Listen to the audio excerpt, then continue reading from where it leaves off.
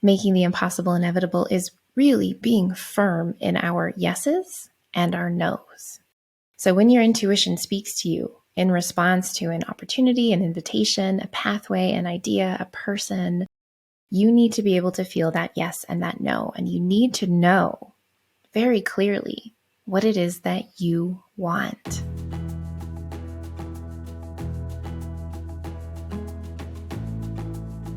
Hey friends, welcome back to the Make It Inevitable podcast. I am your host, Stephenie Zamora, and today I want to talk about owning your no and why that is so critical to creating what it is that you really desire. First things first, in order to own your no, you have to be in alignment with the truth of who you are. You have to know yourself fully. You have to have a relationship to your body and therefore your intuition. You have to know what it is that you deeply desire. And knowing your personality type and your unique energetics, being in deep alignment with who you are at your core, not who the world expects you to be or who other people want you to be or who you think that you should be for whatever reason. You have to know yourself. So this goes back to that deeper alignment work that I'm constantly harping on throughout all of our conversations on this show. You have to know yourself fully. That way, you can claim what it is that you desire. You can be really clear on what's important to you. Now, part of making the impossible inevitable is really being firm in our yeses and our nos.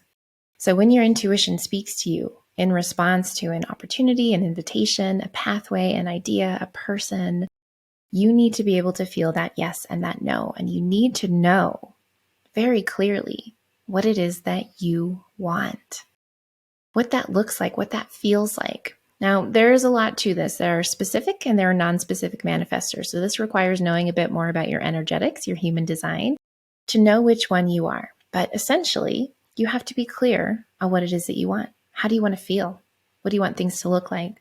What are you willing and unwilling to tolerate from other people? What are your standards? What are your values? This requires a deep relationship to yourself and to all of these bits and pieces and what they mean for you. And it also requires a willingness to let yourself evolve as you move forward, as you move towards things. Some of the biggest times that I have owned a no has been after exploring something that was an I don't know, maybe. Is it this? Is it this person? Is it this experience? Or does something not feel quite right here? In fact, one of my biggest no's happened very recently, about a little over 2 months ago. I got really clear that I was having an experience with a particular person after a series of experiences with different people that didn't feel right to me. That felt like it would be easy to explain, to justify, to dismiss, to even tolerate. But really realizing that I am a no for this. And specifically, I am a no for any relationships and situations where I am not seen and heard. And this is a no that I have been owning more and more over time in layers as I start to learn through saying, nope, not that. Nope, I didn't feel seen and heard there. Nope, that was not okay. That was manipulative. That was toxic. That was abusive.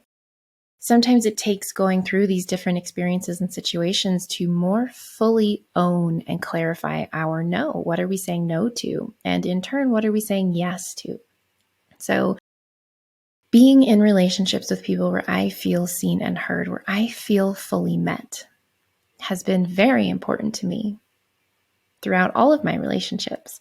I have deepened into that more and more over the last year and had an experience with somebody that was overall fine and good and loving and caring and sweet. And realizing throughout all of that, I still don't feel like there is space for me. I still don't feel fully seen and heard in this situation with this person, in this relationship that I am in. And getting really clear about why that mattered to me. My work in this lifetime, just like yours, is to show up fully aligned and fully expressed. That requires me being all of who I am here to be. And if I am in situations of any kind, be it platonic, be it romantic, be it professional, if all of me can't be here, that's shrinking me. That's me being small and taking up less space. That's not me owning my voice being who I'm here to be, creating the change that I'm here to create, contributing in the way that I am here to contribute, I'm shrinking, I'm being smaller. There's lots of reasons that this can happen. It can be because it's a toxic environment. It can be just because it's an incompatible space. It can be personality differences and clashes and difference in values and things like that. It can be a lot of things. Either way, it's a no for me. Any situation and relationship that cannot meet me fully is now a no for me. Getting really clear on that. Getting clear about what that meant for me and drawing a line in the sand. No more of that. No matter how close it was, no matter how better it was in other situations and experiences. No. And a couple of days after really landing in, when I say landing in, that's like a full body ownership of the no. Just the same as it is as a yes, it's a decision. It's a frequency of being decided. The root of decision means to cut off. So I decided this is a no for me. This is a yes for me. I haven't experienced this yes yet. I haven't experienced a situation in this context where I can just be all of me and I will feel completely, wholly seen, understood, and met. I hadn't experienced that yet. So it would be easy to say that that's not possible because if I look at it historically, that hasn't happened yet.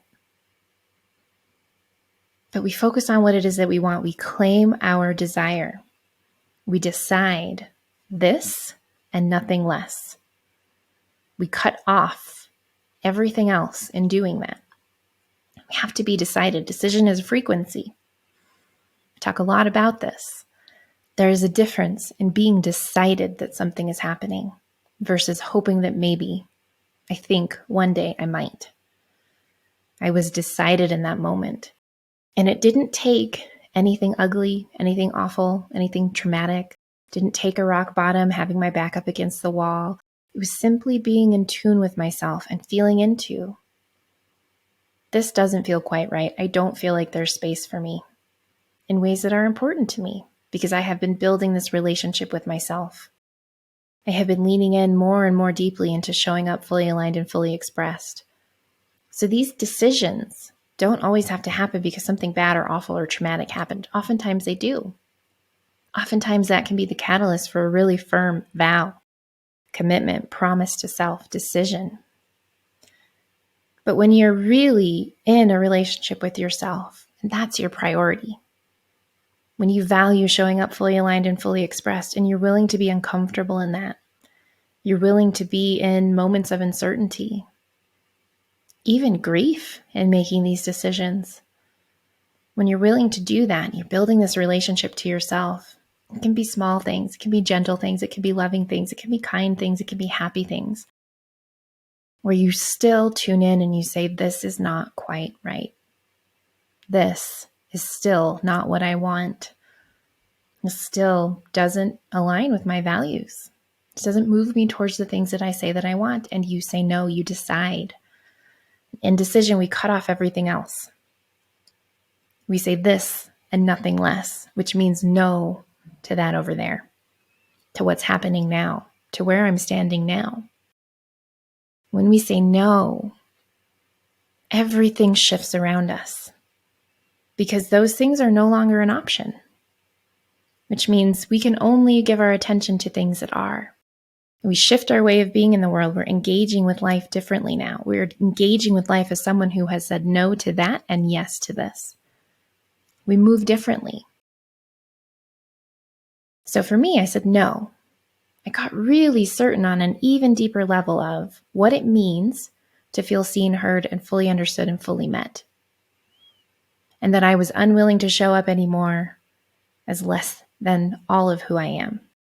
And that meant that I might set myself up for a lot of rejection, a lot of people not liking me, being polarizing, being too much. But a couple of days later, I had a phone call that completely changed my life, my work, everything. And I was able to see it for what it was, the conversation, the connection, the alignment, the space, the person. I was able to see all of that because I had said no to everything else. I had closed everything else out. I was decided and I was ready to find what I was looking for in this regard, and there it was. We have to own our no to align with the things that we want. And this can be really, really difficult because it means saying no to things that are almost what it is that we want. And trusting that in saying no to those things that are almost, but not quite what it is that we want, we will align more quickly, more fully with what it is that we do want. That's really hard. In all areas of our life, saying no to the client that has the budget, has the type of project, but there's something that's misaligned, there's something that doesn't feel quite right. There's something that still rubs you the wrong way or asks you to show up in a way that you don't want to anymore. It's hard to say no to the home that is so close to being your dream home, having all of the amenities, the location, but that one thing that's really important to you isn't there. You have to say no with 97% of the rest of it being there. It's meeting the person who's lovely and kind and wonderful and warm, you feel safe with, you feel comfortable with, you experience things with you never have before, and yet there is still something there that is not right. You don't feel like you can be all of you. You don't feel like there's space for you. You don't feel like the values are aligned. Your body just says, I don't think so. It's really hard because we want what we want and we're operating from scarcity mentality, thinking that if I say no to this, it's so close. Am I being greedy by saying no when 95% is there? And it has everything but that one thing. Is that one thing really important to me? We get wobbly around what it is that we want because what's in front of us is so close. And with a lot of things, we're really craving what it is that we want, something that we really deeply desire. And when we think that maybe we almost have it, it's really hard to let that go. You have to be able to say no. You have to own that no. And the reason that you have to own it and be firm in it is because other people won't understand why it's a no when it's so close. This looks like exactly the thing that you said you wanted. Yeah, that little thing is off over there, but is it that big a deal? Other people don't know what's important to you. Other people don't know exactly where you need to hold the boundary. That requires discernment. That requires a deeper relationship to self and intuition. You know what's negotiable and what's not. What things must be there for it to be a yes. And if they are not, it needs to be a no.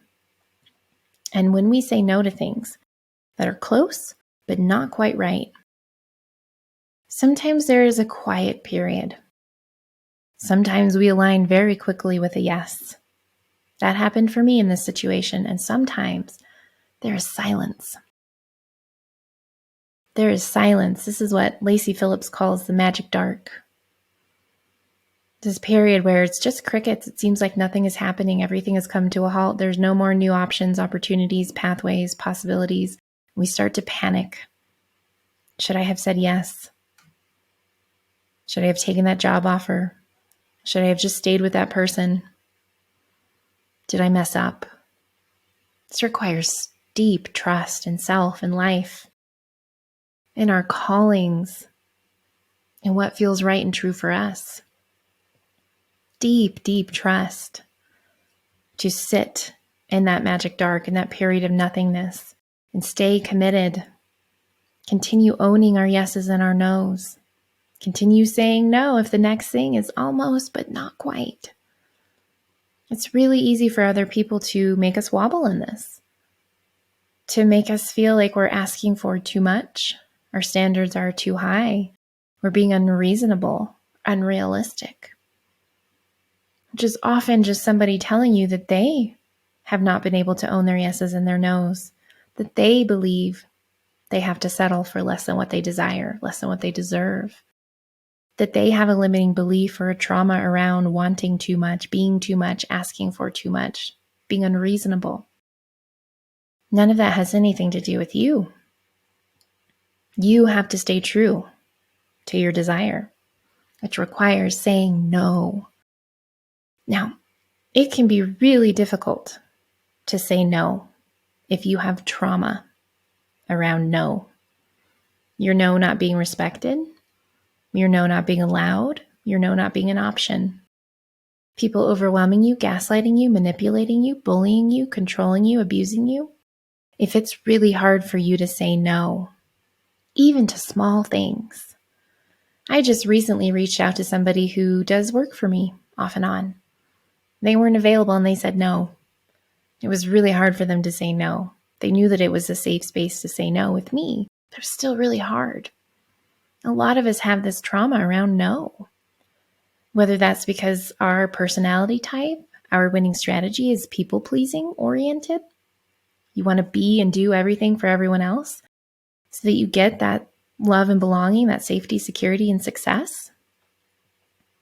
It can be really scary to say no and think about potentially losing that, someone being mad at you, someone shaming you, not being available to show up for the people who need you, feeling like you're going to lose love over that. You're going to lose important relationships. And sometimes we have a trauma where it didn't matter if we said no. It was overridden. It was invalidated. It was made wrong. Bad things happened. I have a lot of trauma around telling men in particular no, not giving them what they want because bad things happened. Abuse, anger, harm, toxicity, manipulation, and death. Bad things happen. My body remembers that. That's trauma. So in certain situations, when I tell someone no, I shake. It's the trauma processing out of my body. There is deep, debilitating fear. My heart pounds. And still I say no. Still I own and I honor my no. And it's really, really difficult. And every time that I do, it's an opportunity to heal more. So if it's hard for you to say no, there is a reason. And that reason simply requires support, processing, healing, clearing, repatterning. And when you say no and people respond poorly, that is not a reflection of you. That is not you being wrong for saying no. That is them not knowing how to handle it for whatever reason they can't handle it. That's not a reflection of you. You didn't do anything bad or wrong. But if your body and your nervous system doesn't know that, because that has not been true in the past, and the way that it has interpreted and internalized other people's reactions to you saying no, it's going to be really difficult. It's a nice idea, Stephenie, but still, I can't make myself say no. Or when I do, I freak out and I revert and I go back and I say yes. There's something there for you to heal, and that's a gift. Because in order to make the impossible inevitable, you have to be able to say no. You have to be able to decide to cut things off, to make them not an option for you. I got really clear in 2021 that I needed my life to look different, that I needed to feel like I was moving towards my goal of owning land, of not being trapped in the systems of the world, of not being trapped in the city or the suburbs. And I was looking at apartments, knowing I was moving back to New Mexico, looking at places to rent, and my whole body said, no, I can't do it. So I owned that no fully. I owned that no fully, and I took it off the table. I decided, which means that I cut off the option to rent a home in the suburbs or an apartment in the city. I took it off the table. That was really hard because I didn't know what that meant. What does that mean? What do I do? That's how you live unless you own a home. I didn't want to do that either. And it allowed me to open into different possibilities, different ways of living, of being, of moving through life. It allowed me to think differently. It allowed me to have the idea to claim the yes, the big, loud, heck, frickin' yes of buying a camper, of living in a camper. And then I had to start exploring options around that. I said, no, I decided I cut off what seemed like an option that I couldn't cut off. which opened me to new possibilities. You can't open to new possibilities and pathways if you can't say no to what's a no. You can't run into, stumble upon, find, claim, hold on to the things that are meant for you, the people, the things, the opportunities, the experiences that are meant for you if you can't say no to the ones that aren't. You've got to be able to say no. So if you can't say no, if it's impossible, if it's scary, if it's debilitating, if you say no and you revert, there's something there for you to work on. You have to be able to own your no. If you want to live fully expressed, create a fully aligned life, do your work in the world, create the changes that are important to you, you have to own your no.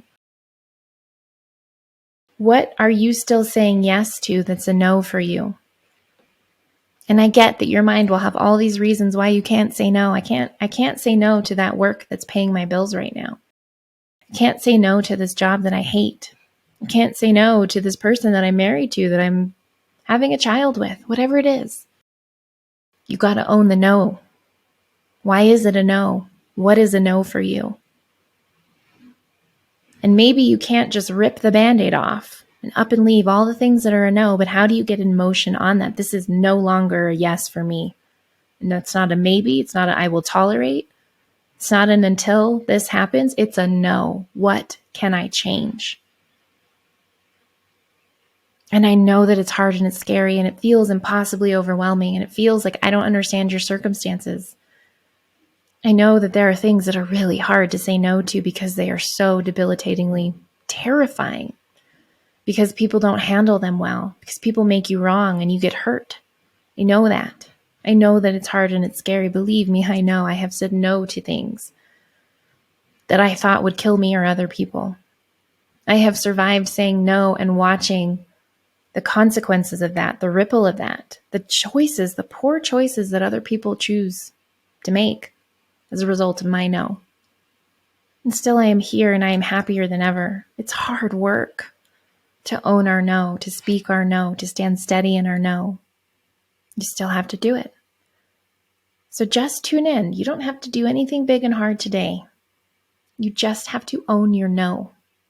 What's a no for you? And you might not even know yet what's a yes. But if you know that this is a no, explore why. What's not right here? What's wrong for you? What are you tolerating that's intolerable to you? That's a no for you. That's not okay. That doesn't feel right. That's misaligned. What's a no? Can you own that? And if you really struggle to own your no, please reach out for support. We will link to resources, including coaching, acupressure, to support you with owning your no. And consider joining me for Actualize. You can sign up at any time for the do-it-yourself version that will help you come into fuller alignment with yourself, to know yourself more fully, to build that relationship to your intuition, your body, so that you can own your yeses and your nos. It will give you process work to start healing and clearing things. And if you want to work together one-on-one, I have openings for one-on-one ongoing work where we can get really clear on these things, and you will have the support that you need to move through all of the trauma and the fears and the limiting beliefs, to repattern and rewire them so that you can not only own your no, but you can start speaking it. Even if you're terrified, even if you're shaking and trembling, I still tremble through certain no's, so that you can get to your yeses more quickly, so that you can feel happy and fulfilled, fully aligned and fully expressed. So check out the show notes for some resources, and I will be back soon.